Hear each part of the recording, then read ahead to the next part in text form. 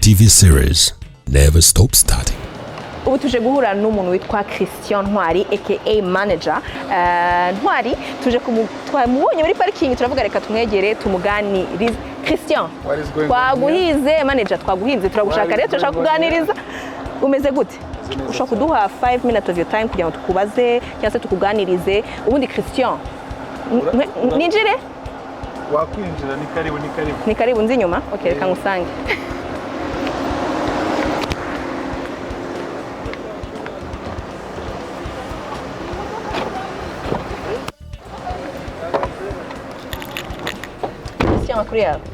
Manager. Ngiye nishimiye kubabona tugiye. Nishimiye urashaka kunjyana Yesu ubundi. Ushaka kunjyana he Christian? Urabona ubu tuvugana tugiye ku rwibutso rwa Nyamata. Yego. Muri gahunda yo kwibuka yawa past. N'ikigo kimwe cya France cyitwa Britam. Tukaba tugiye kuronshinga projet yacu yo gufasha abacitse ku icumu rya jenoside. Byiza cyane. Ibyo bintu ukora ni by'agaciro. Banze reke kunjyana, ndashaka kubaza akantu kamwe, ubundi se Christian umunsi we utangira gute? Ni iki kintu cya mbere ukora iyo ubyutse?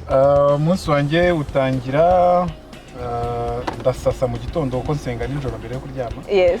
Then iyo maze gusasa muri pompage 50, namara gukora pompage 50, ubona ko maso zimeze neza cyane. Ziri kuza ariko ziriko ziraza. Nyuma yaho ahita njya muri gahunda uko mubibona buriya muri shanti. Supplying ibikoresho by'ubwubatsi. Nice. None nyuma yaho nkajya muri gahunda za wa past. Nyuma yaho byaba byakunze nkegura ibitaramo. Yes. Uwo ni umunsi wanjye ubundi. No munsi wawe. Christian, tukuziho byinshi, uri an inspiration ku rubyiruko, kandi turashaka kugutumira mu kiganiro cyacu Mützig Live Bold series, none kugira ngo uganirize. Wowe turagutumiye, ubutumire bwacu urabwemera cyangwa ntabwo ubwemera? No, nambuze yes. Ego twagiye rero, ubwo ngubwo see you kuri Mützig Live Bold TV series. Bye bye. See you guys.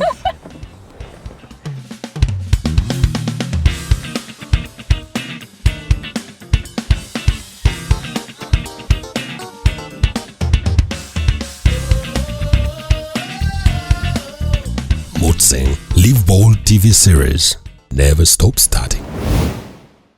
Thank you very much, Crystal. Well, nanye ndaza gukomeza kuganira nawe ambwira ibyo mwavuganye. And for you who just watched, this is the Mützig Live Bold TV series, and we have a saying here: never stop starting. Ritumira bamwe mu bantu tuzi bakoze ibikorwa by'indashyikirwa. They never stopped dreaming, they never stopped starting, and that's why we want to inspire you to have the same mindset. Uyu munsi ndi kumwe na Christian Intwari. I love your name. Thank you so much. Thank you so much. Nakare twaze tubivugana ati izina rye rifite aho rihuriye n'iryanjye. I don't think about rutura. Inkusi, Inkusi, Intwari, Inkotanyi, Kameme. Amazina bayihagaze. Ebana vraiment ndumva mburi ingofero nisa. Christian Intwari. I think ufite AKAs nyinshi cyane. Hari Intwari ya Gasana, and then hakaba manager, hari Inkotanyi cyane. Do you have any other one? 2023 ari ryo twongeraho? Oya ndashaka kuyahuza yo ngayo. Uzajye kuyandikisha. Nzajya kuyandikisha barigirira izina rimwe. Very good. Kubashaka ko wenda batakuzi, and before umbwira how this name came about Intwari and nayo mazina yose. Christian personally mumenya bwa mbere. I knew him muri events. I think wakoze ama events menshi. You worked a lot with Bruce Intore. He's an activist. He's a creativepreneur or a creative entrepreneur, but urumva bayabifatanyije kugira ngo ibanze saba ka degree kubyumva. And then he's also a philanthropist, n'abantu bakora ibikorwa nta zindi nyungu bagamije ari ukugira ngo iyi si tuyibemo turimo neza nk'abantu beza. But then I also know you are a dancer. Warabikoze ntago wabyiyakana. I passed by. It's a stamp on you. and that is why funny because I think it all started from there. It all started from everything there. You just mentioned. Byahereye to be a dancer. A dancer. Then I remember 2009. Yeah. I spent 1 year ngerageza numva ngiye kujya mbica bigacika nza gusanga 2009. Yeah, because nibwo that's when Ganza, the founder actually of 6 City Entertainment. Ganza ndamwibuka. he was leaving. Then he left us with the group. So mwari bangahe by then?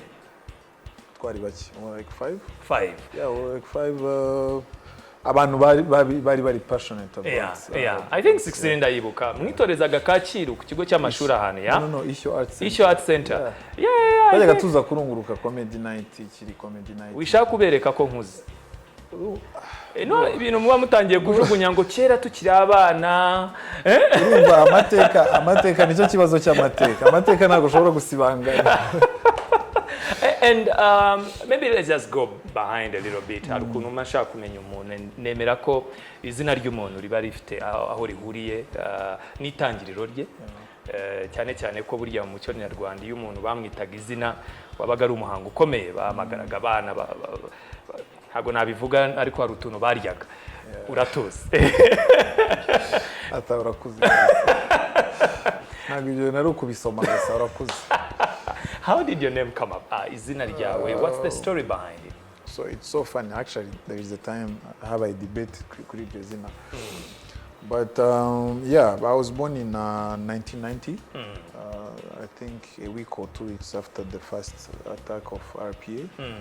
And icyo gihe nibwo abantu benshi batekerezaga kujya mu nkotanyi mu buryo bwo kwirwanaho and all that. So intwari rero ryavuye yuko kwa kundi umusaza avuga rero uyu mwana ngiye gusiga reka mwite intwari tu never know. If he makes it then you know uzaba intwari tu. Nta nubwo yahise agenda, I think yagiye mu gisirikare nko muri 1992 1993 ariko that's where that was the idea nanabimenye nkuze by the ariko ubundi niho izina intwari ryavuye. So yakuraza izina ariko nanone ni inshingano. I feel like izina ryawe ni inshingano. That's pretty much inshingano than just a name. Just a name. You're still with him? Kuburyo abona ko wabaye intwari yakwise koko.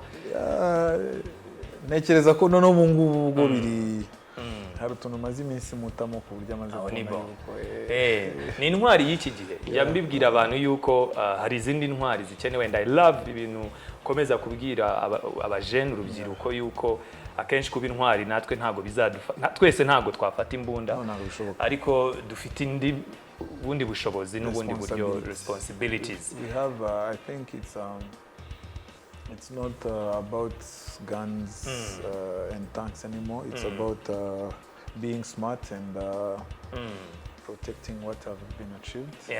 Ariko nyine kugira ngo urinde ikintu uzi ukuntu cyagezweho nibwo buryo ukirinda wumva uburemere bifite. So from the beginning wahawe izina riremereye and impamvu wenda umuntu ashobora kutumva why am I going so much on the name, because izina ryawe rifite aho rihuriye n'iki kiganiro and living bold. Kuba bitangiye ukiri muto, from the name you have, do you have memories ukiri muto wari ubizi impamvu ry'iryo zina? How was your childhood like? Ntago nari mbizi. Actually I was a very stubborn kid. Oh yeah? And, what kind? Babandi batahaga hano huzi ivumbi? Not just that, banatinze. Hari ugutaha ivumbi ryuzuye, none ari no gutaha watinze. Warazerereye muri make. Hari uko wakinnye umupira wo ku ishuri ugakina no ku muhanda. Ndakubona karitsi. Urumva karitsi. None nk'ubwo ngubwo wenda ukagira ibyago ugasanga nk'ejo bari babatsinze ukavuga uyu munsi turabishyura. Kandi wenda ari bwo bagomba gutaha bakagutuma. Akaba ari bwo noneho bagufungira ahantu. Wagera mu rugo noneho hari inguni ubundi twicaragamo. Muze akajya agukubita icyo gihe yarakinywa ku gacupa. Akajya gukubita agasoma ku icupa akaryumva, akongera agakubita agasoma ku icupa akabyibagirwa. So ariko donc gukura nekereza ko nzi ubuzima bw'umwana ufite ibintu byose, nzi n'ubuzima bw'umwana udafite ibyo akenera byose, kubera yuko iyo urimo urakura rimwe na rimwe utanabigiramo uruhare nk'umwana, ukiga kubana n'abantu, ukiga gusangira bikeya.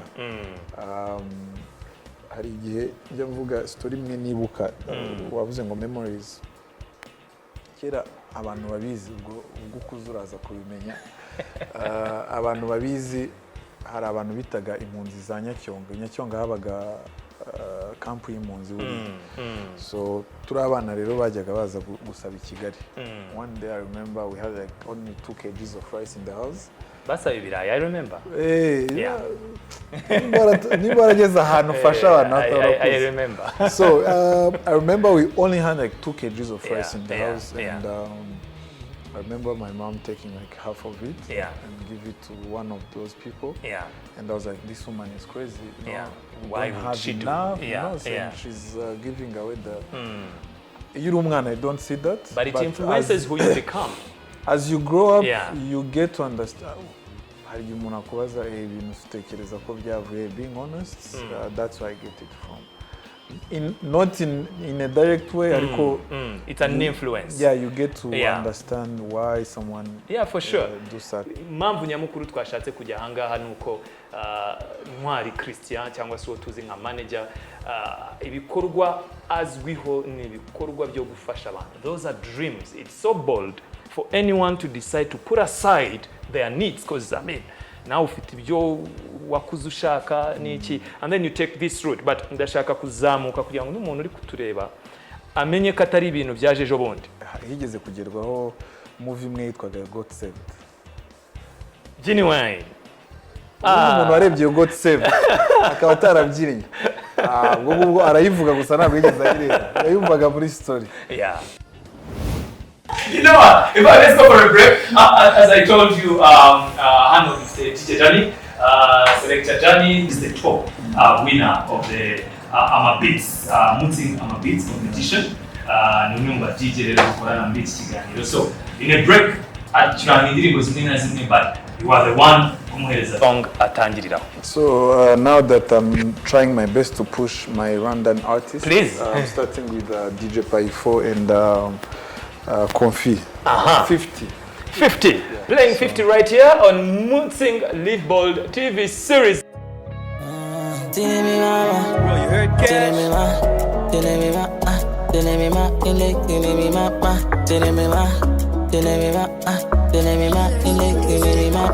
Senyeri bano kona buze size n'ababashuba bora bari fly senze ni mavu babigeri wanga ndabakubira amashonyo manda n'ababanga shori mi 50 ndashona afite vibe gusa huzo niba dikora atanga time gusa ku majiza afite volant nokurira gukunze nagakurikira mula say twitinya araguha gusa witinda sivuna I swear no tinda araduha Sivuna Mützig beer. She make your body man conquer.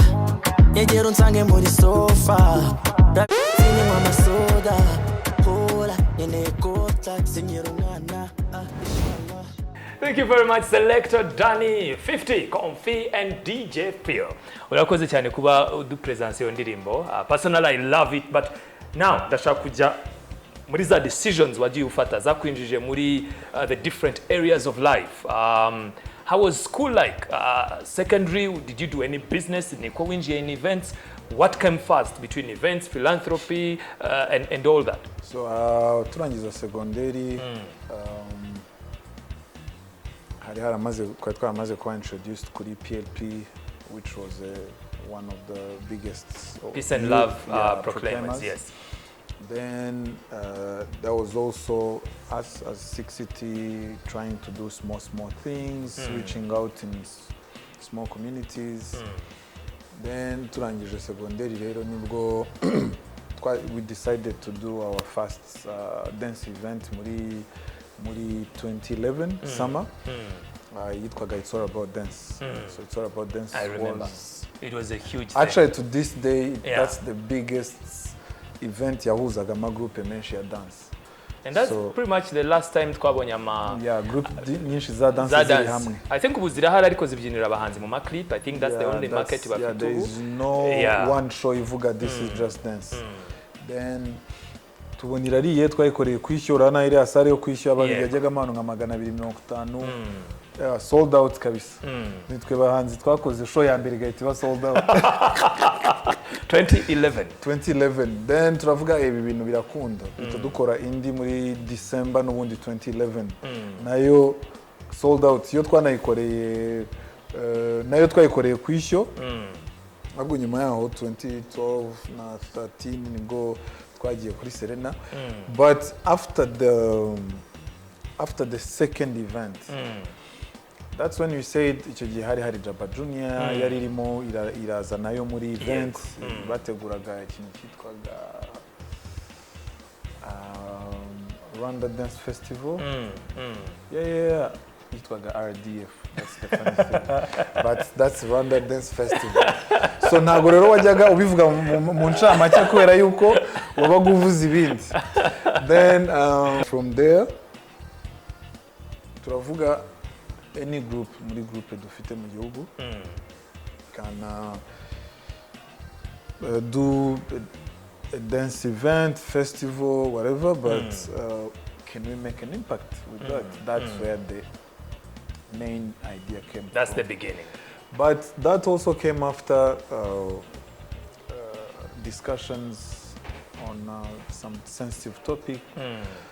Kwibuka ababyeyi, how are we involved?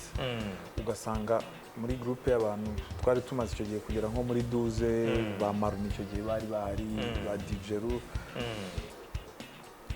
Ugasanga abantu bari interese kuganira such topic ni nka babiri cyangwa batatu bonyine. Entertainment yasaga nkaho igeze muri icyo gihe iharira bavuga hard topics. Yeah, you know, hard talk.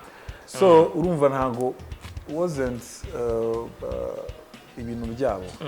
Kandi which I understand because most of the icyo gihe I was 20 and I was the oldest, so you can imagine the rest of the group.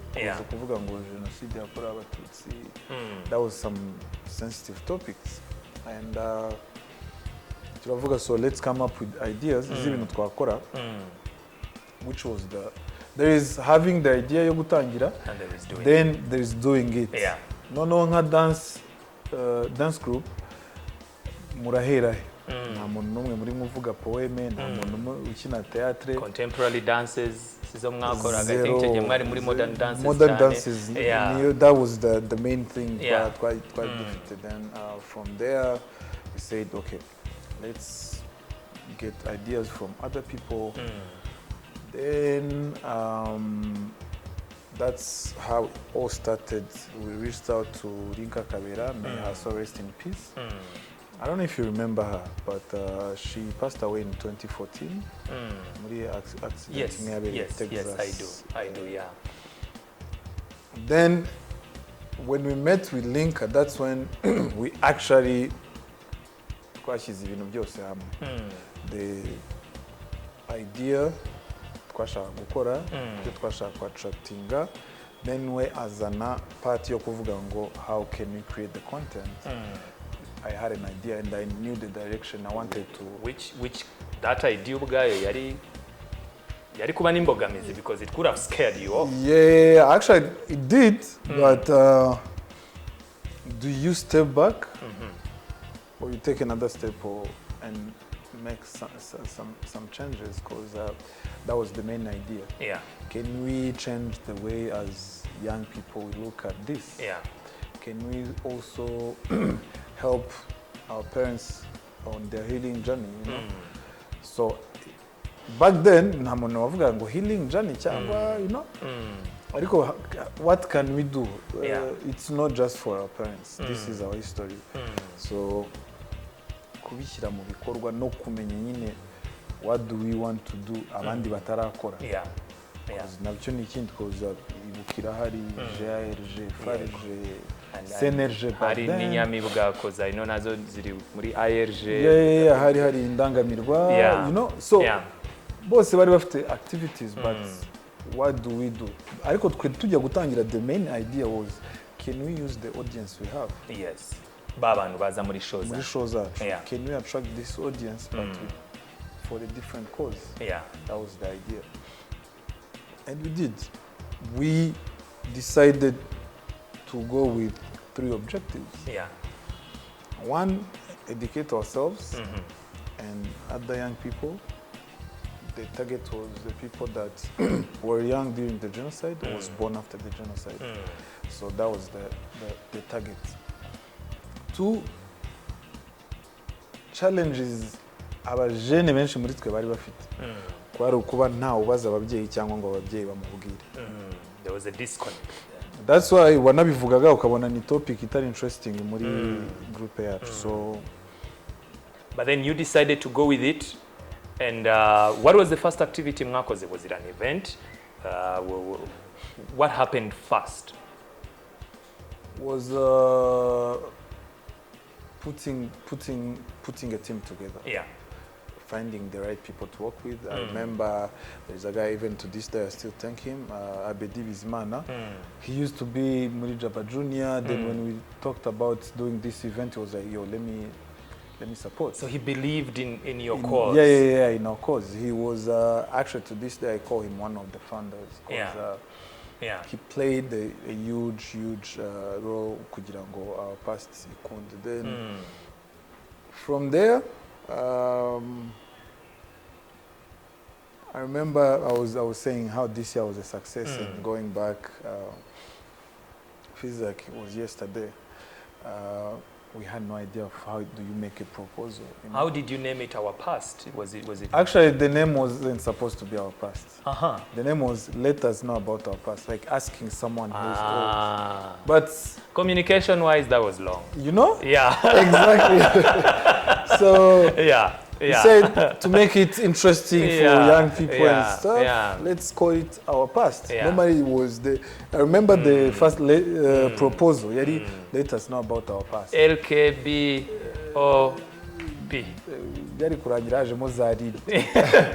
No, I understand. You so bigenda bihinduka along the way. Yeah, along the way. So, and the very first event, we didn't know where to knock and ubwo muri gushaka partners turi gushaka recommendation. Wari wajyaho se muri organization wari wakwanditseho proposal? You know, hari abantu bakubwira ngo duhe proposal. Ikintu nari nzi kwa Jido mu rugo nabanunaga batwaye ibyuma bavuga ngo bagiye muri event. That's it. Niho hano hafi ya event narageze. I'm sorry, we have to take a break because we need to get to hear more about this story. It's the beginning. Impamvu turi gushaka ko umenya insights z'ukuntu Christian yageze ahari nuko yatangiye ari umujene nkawe. Yatangiye ku myaka nk'iyo uriho cyangwa nk'iyo wabayemo. And this is the point where we all first send me a proposal. Coming back, we'll be listening to which song? Give me track number 2. Track number 2, I'll give you Ruti Musomandera. I love it. Musomandera. It's a beautiful album. Yaituye nyina nimutara nayumvuze kuireba. So, Selector Danny, take me through it and let's be back in another version of the story. How did he get where he is? Ndiruti mujeri baririmba nkubitiye muri zibikange amarere mutakanga mu kuzicyaha. Umunsi natanyije amahinda baje birirwa bigemba. Banyese kumuhoza natinze kurusoza rutabikanga. Agatsinda ndijyame cy'Imana. Selector Danny.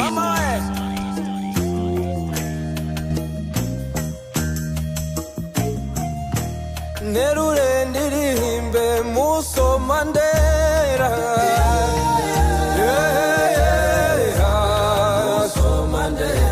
Ndamukunda cyane nyina wa Rumata.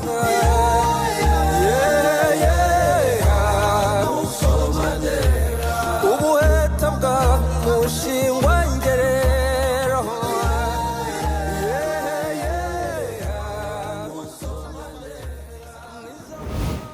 Beautiful song from Ruti Joel. I love the album personally. And that's the story. Buriya kubona umuntu ku mbuga nkoranyambaga bitandukanye no kumenya icyishe inyuma ku myanzuro yagiye afata. But I want to know the back end because niho hafatirwa iyo myanzuro. Ko hari igihe umuntu avuga ngo be inspired wabaye nka Ntwari. Intwari we ntabikora ariko ntaguzi kandi uwo mubona ya postinze ibintu yakoze byarangiye kuri social media. Exactly, kavuga ngo aburi Intwari we azi kubikora ariko yabimenya ate. Take me through the process. This is your first big event at a national level, by the way. Kuko icyo yari igamije kwari ukwibuka jenoside yakorewe abatutsi muri 1994. Hari imiryango iri buze ababyeyi bawe, ntago bikiri, it's not a wow event. Ntago ikiri ya event yo gutwika, it's more of impact. Now you've changed strategy. Ibyo bintu wari ubizi, warabyize. Did anyone, what was the process? Ni gute wijugunya mu bintu utazi? So one twagize amahirwe yo kuba twari tumaze imyaka nk'ibiri hafi 3 kuri Show Art Center. We've seen comedy night, we've seen amateatre yategurirwaga kuri Show. Twari twarattendinze different events and twari twaragiye muri Walk to Remember. You know, we had ideas z'ukuntu dushobora gushyira. You exposed yourself and let me just remind someone here. Iki kintu hari n'abandi twabiganiriyeho, exposing yourself to the right places. Kuko nabyo biri mu bintu bifasha ko ufashe decision yo gukora ikintu, but you don't have any inspiration for it. I think that's a very important thing. So for us, we had inspiration, and when you see, sorry, I will keep using comedy night, kubera ko niyo twabanye ku Ishyo cyane. But when you see such event, you be like, I want to beat them, you know, not in a bad way, but I want to have something, a bigger audience than theirs, and big impact.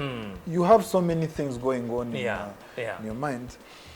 Then, to the event, we reached out to different parents. The idea. Some of them, they were like, "Yo, this is great.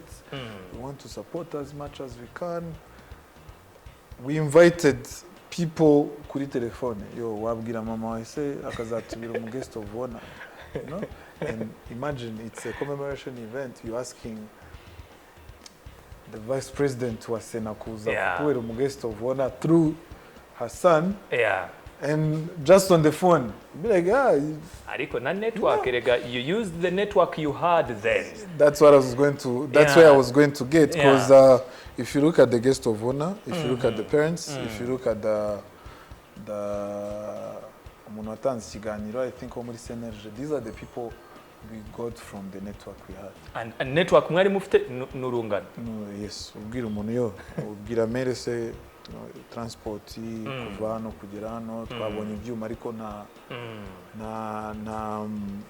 na transport yabyo dufite. Okay, mu rwari pick up ukambwira musaza ayohereza. That's how we did our first event, and umurungi tumwita Speed, and Michael bariyerangije bakora event na umuriro wagiye ducana buje ko we suppose gucana buje n'ubundi urumuri rw'icyizere turacana bakora event. Let me guess, ivyo ntibyahise bikomerezaho no mu zindi events? Oya, gukora nta mikro byo nago byakomeje. Ariko part of what we do every year nuko ducana urumuri rw'icyizere, gusubiza abacu icyubahiro no kubereka yuko ntago bazi ko twebwe tugihari. That's where I started from, and from there imiryango yatangiye kugenda ifunguka. So challenges zarakomeje kubera yuko after the second event, so uwo munsi wa mbere, iyo event ya mbere, edition ya mbere wa past irangira, that's when we realized that hari abajene benshi bashaka ko dukora ino event. Yego. Because utarayikora utazi ngo feedback izaba ari iyihe, but after that babantu bose n'ubundi twabonaga muri dance baratubwiye, yo keep it up, we want to be part of it, we want to be part of this. Nice. Tell us what you want us to do. To deciding at the next day. Next year it's happening at Sportview. Mwabihisemo the next day. We said we need to change the venue because this one is going to be small.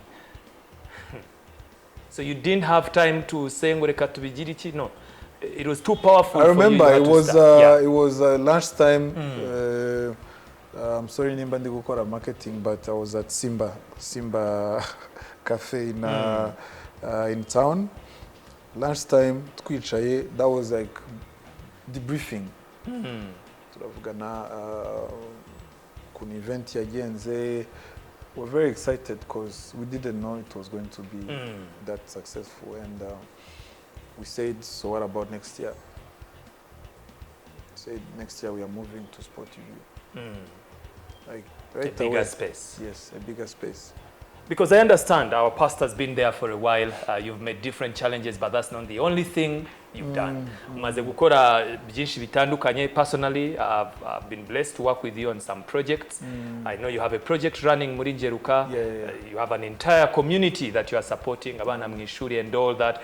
I want to know how, because that kind of now goes into a different direction, and as a philanthropist, and how did you also balance out to stay as a creative person to also work in events, because you've still done some other commercial events.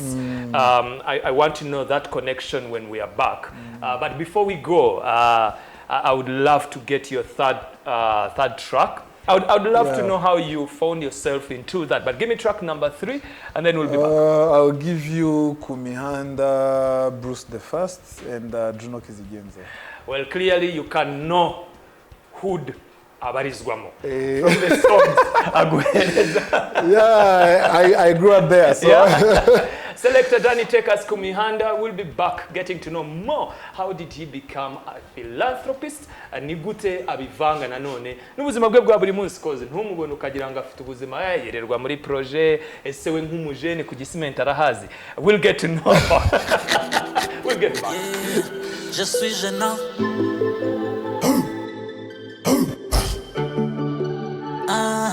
Retweets emoji. Selector Dunny. Namasari mato phone irasona bimwe biri double. When phone calls abafera they get paid barashaka tubyine.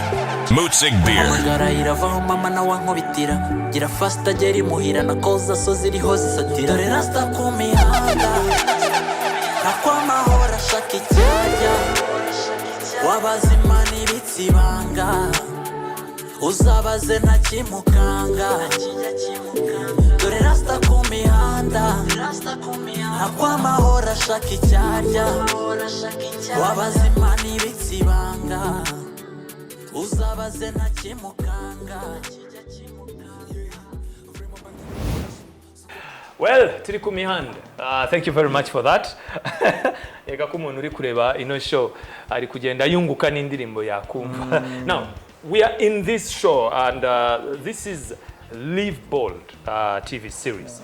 Nkuko nabikubwiye, we are focusing on the why. How do you decide? How do you take bold decisions? Why can't you stop? When do you stop? Should you stop? Those are the questions mafite iyo ndi kuganira n'umuntu.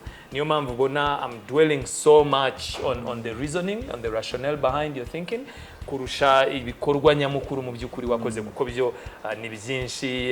You've been in production, you've worked with Positive Production. That's some of the one of the, you know, the many. One of the many. You've been an agent. Nzabahanzi benshi cyane babukinga baciye muri wowe. I know you guys have done the biggest concerts with actually to this day, I believe myself to be one of the people who have been part of the biggest events in this country. Very much. Yes. And it's true. You guys did arena ichiri mu mashashi. I know. People don't understand. And before arena we did places like IRK. I know. That was the biggest. Were you part of Stromae thing? Yeah, I was doing sales and logistics. You can imagine, and that was a sold-out event. You see, we don't want to focus on that, because if you wabisanga kuri Twitter account here, you can find it on Google. But niki gituma umuntu ukiri muto akora ibikorwa nk'ibyo ngibyo? For me, that's it. That's the bottom line of this show. How do you dream? How do you take up such huge events with no fear? Ngurafungwa bangiramberi, because I understand the back end of my events is totally a mess, and a lot can go down. So umaze kumbwira yuko you did our past events, bimaze kuba successful. You have some challenges. You did it 2013, 2014, 2015. You didn't break until 2023, right? Ariko nanone hagati aho ngaho, I think hagiye hazamo izindi channels zibindi bikorwa to become who you are.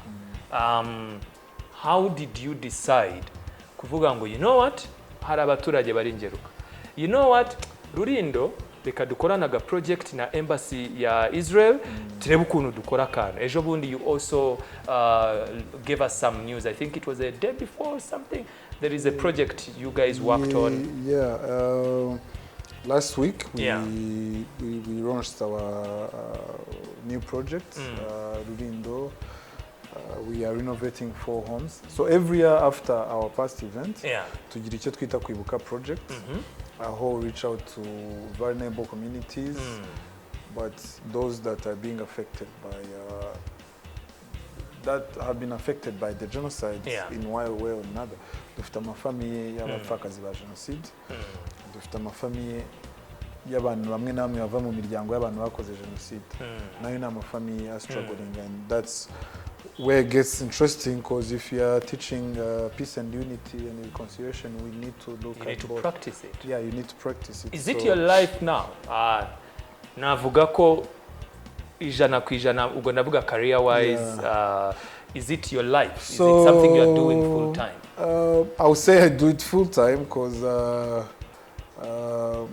once we start a project, ngomba kuruhuka uko yarangiye, and I'm still a little bit muri entertainment. Ariko nuko actually I'm doing my masters muri event management, and, that's at nice. the Event Academy of London, and maybe next year I will be back muri entertainment ineza, but I also have a construction company. Yeah, that's why you see creativepreneur. Now I get. Don't you get scared? I'll be honest with you, I would.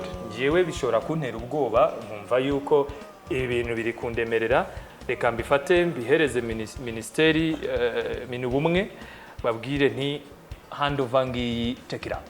They're not going to do ntago bashobora kubikora byose nka minubumwe. That's why I always, because they have priorities. Yes, again. they have priorities as a government institution. Ikindi, there is being a government institution, then there is us as the citizen. What is our responsibility? Just to wait until minubumwe say, okay, muzazi tujye mu muganda, or we can do umuganda and invite minubumwe. You know, because nago actually icyantera ubwoba nuko ntakibishobora. Kugeza ubu? Yes, icyantera ubwoba nuko nabyuka nkumva ntago mbishoboye ko, you know, but to me I feel like sometimes it's very tiring, because you go to Rulindo, you leave Rulindo, you go to Ngeruka, the trips are somehow tiring. I know, but Ngeruka is far. What the satisfaction comes from knowing that someone is sleeping under, you know, under your dreams. Yeah, and umuntu ntago akiguhamagara ngo noneho yamvurira atwara amabati, cause amabati ashaje. That's where my I feel like that's, to me, being successful. I am already successful. Yeah, you are. And if I may ask you, and this might come off differently, do you feel like you start something each and every day, or do you think what you started is enough? No, it's not enough yet. Will it ever be enough? Turi ku isi, and yes, you get to where you wanted to go. Then there is another stair to climb, and we still, especially like a country like Rwanda, with our history and how we are still mu nzira y'amajyambere nk'uko bavuga. I would never. Okay, I pray that I get enough support to continue and do what I can as much as I can. But I don't believe in one day waking up and say, okay, I've done enough, because we still have people in need. There is still more. There is still space. There is still room. Yeah, if you build one menstrual hygiene management room for one school, and that's the only one or one in a few that is on the standard, you know. So ukubaka icyumba kimwe cy'umukobwa, igihugu gifite primaire ibihumbi 2. Uribaza communities. So imagine abandi bantu bategereje yuko bazabona icyumba nk'icyo ngicyo kiri kuri standard. I mean, to be honest, look at Christian, very young, taking up dreams zimuremereye. Because I'll be honest with you, it's a heavy dream. It creates ripple effects. It becomes bigger and bigger. You need more partners. uri kwicara mu bantu bakomeye, that's another spotlight, that's another expectation. And then ufite izina umubyeyi yagushizeho from the day you were born, you were given a responsibility. And what would stop you from doing it? I mean think about everything ushobora kuri gukora. Think about the possibilities you have, the network you're seated with, and something you can do. And this is just an example. And given your history, your name that you have, Ufite Intwari, how do you feel now? Do you feel connected more to yourself as a person? Do your dreams get back to who you are as a person? That's a tough one, but yeah, one, I'm always, I try my best. My peace of mind is very expensive, and that's the priority number one, because if I don't have it, how am I going to give it to others? And being aware of who you are and connected to yourself, that's how you come up with ideas to also. So sometimes it's hard because you find yourself in the middle of other engagements. And it's so hard. But I feel like the more I keep pushing and doing this, I feel like I've seen God doing His thing, and there is a way, one way or another, I get paid. One way or another. Yeah, because as I said, if deals are coming and there are another 1,000 people that can do the same as you, and you're the one getting that, I believe, that's why I believe in God. And you get to interact. Buriya n'abantu bake babasha kubana na success. Umushahara kuri bamwe ni success, ariko umushahara ntukundi intoki. Just to kind of refocus or recap, the network was critical. Abantu gendana nabo. But the role y'umubyeyi nayo, umubyeyi nawe. That's another key point. Yeah, it's key. From what I see from your story. I think even today, actually, that's in today's the younger generation. Again, it goes back to who we are as Rwandans and where we come from. Some people, they came, ababyeyi twakuriye munsi y'ababyeyi bafite trauma, you know. So it was so hard for them to connect with us. Some of us, I connected with my mom more than I connected with my dad for so many reasons. Kuva mu gisirikare, usanga bapfushije abavandimwe bose cyangwa you know. Then how do you come back in the community and all that? So bigenda ariko ugasanga haracyari cya gitsure cy'umubyeyi avuga we uzongere kurenza saa 2 utarata cyangwa uzongere saa 10 uva ku ishuri ugera you know. So ariko I was connected to my mom. I knew everything about my mom when I was very young. And that gave you the information. Hari amakuru wari ukeneye yagufashije kuba inkingi mu gutangiza our past. And hari abo wabyirukanye nabo bemereye mu nzozi zawe. I mean, that's you influenced by the decisions umubyeyi yakoze. You see, so today there is somehow we are getting busy as parents and as guardians and people are very busy making a living, which is needed, but you realize that there is no connection between the parents and the kids. There is a bit younger generation, I will call that. Abantu turi hejuru ho gato bakiri ababyeyi ariko bakiri abajene mu kuntu ubona they try because some of them they said no trauma yavuye hejuru ariko I'm not passing that to my kids. I'll protect them. You know, it's all about a good environment. And impamvu turi kubivuga ibi ngibi nuko n'umubyeyi ushobora kuba uri kubireba this iki kiganiro nawe kirakureba. Living bold ku mwana bitangira avutse, bitangira arerwa, bikajya mu mashuri, bikajya mu bo yirirwa, abo yirirwana zikaba networks ze za mbere zimufasha kugira inzozi. Those are the people that believe cyangwa bamuca intege. Bamuca intege still agasubira mu rugo agasanga it's good. And then exposure is key. Abo uri kutureba wirirwa he, ujya mu biki, ureba iki, wumva iki, very critical.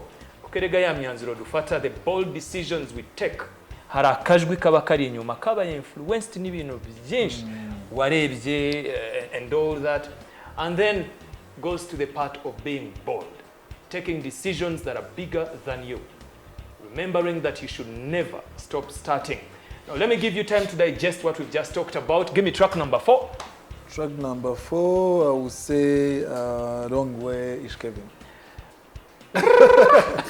Selector Danny, give me something. Coming back turaje dusoza ikiganiro cyacu. Mwibutse yuko this is Mützig Live Bold TV series. Never stop starting. Mützig beer. Kuva muri mwese ntawe uzi the hell I've been through. Rishaka ish gave me business and inyinshi disco. Rimukuri na ain't tryna feel who. You can never be bad like me and my G's too. Go live muri game no, I know this real seem cool. Nzango mu magengo kuturyarya biri simple. Mirwano mu rugendo ngisha ari kuva mu big bull. Love na support yanjye byishyurwa ma beef. It's been a long way. Out twaturutse no you know ni long way. Janjye niyo byanze na trying the both ways. K no I trust the says Mützig beer. A long way. Now nerekeza biracyari low. Selector Dunny. Get more blessings, more cash out on the way in the okay. Well, I know I gotta trust the process. Umwanzi nukumwica, tropish nugutsinda. Process umwanzi nukumwica, tropish nugutsinda. Gengi kwizipinda cash. Beautiful song, Ish Kevin. Well, thank you very much. Je kubwanjye na mahirwe ngira kuba nicarana n'abantu banyenspira. I'm exposing myself nanjye ku nkuru nziza, and I'm lucky that I get to hear this. Personally ndashaka kugushimira ku bikorwa ukora. Ni benshi babyungukiramo, nanjye bingeraho mu buryo bumwe cyangwa ubundi. Kuko burya iyo ufashije umuryango runaka ushobora gusanga uri kugabanya umubare w'inzererezi. N'urugero ni kibazo dufite mu gihugu. That's a fact. It's a fact. Yeah, umubare w'inzererezi yubaye munini nibyo bitangira ku affect ikibazo cy'umutekano. And before you know it, igikorwa ukora uyu munsi kiri gufasha abantu mu myaka 10 iri imbere. And to me that is success. Tangible impact. And I want to thank you for that. Thank you so much. We've tried, and I would like to thank the young people, people that have been supporting this initiative. Kuva nko muri 2015 kugera nka, if I remember well, 2020 or early 2021. The very first time we had financial support was in 2019. Ariko iyo myaka mvuze 78% of the money yavaga mu rubyiruko. So projet zose kuvugurura inzu za Ntarama niyo mugiye ubona ko hari group. No, yeah, there is a huge community y'urubyiruko really willing to support anytime we call them, and we are very grateful. And this is one of the reasons why we started our past, was inspiring the young people, because abakuze sometimes you can inspire them, but also there is nothing much to do, because some of them, they have already made their decisions. You cannot take them back. We can still inspire the young ones. And the good thing is they are getting inspired by people babona bangana. Burya iyo umuntu ubona muri mu kigero kimwe urungano. It's easier to communicate. Yeah, it's very easy. Anyway, we appreciate and this TV show yabonye ibikorwa byawe. The bottom line here is to inspire. Ariko nanone burya ari gihe umuntu mubwira ngo be inspired, don't give up, kandi ugasanga n'umuntu tuganirije rimwe na rimwe atanakureba, amene ugasanga umuntu tuganirije wenda we ari mu bundi bucuruzi runaka aravuga ati buriya barareba abantu bakora nka biriya, ariko ikintu nemera nuko umuntu ashobora kuba byinshi. You have a construction company, you are a philanthropy, ukora my events, buri ufite n'utundi tuntu tatubwiye ariko personally nzi project twakoranye.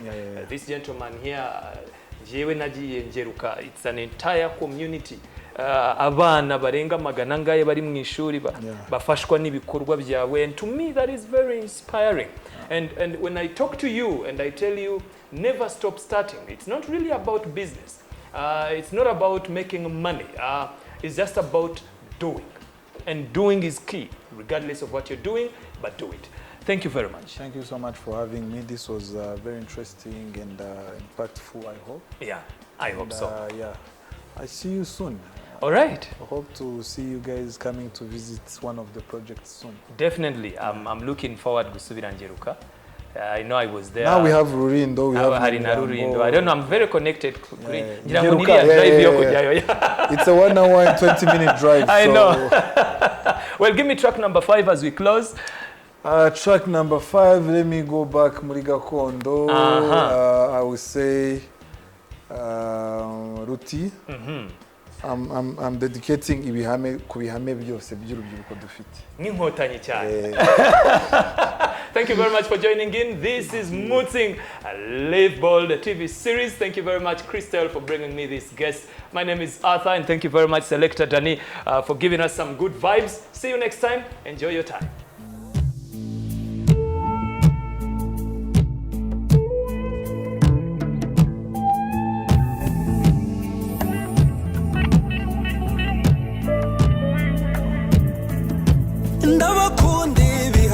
Iyo dutabaye mama we, ndabakunda cyane muri muhungamba mama we,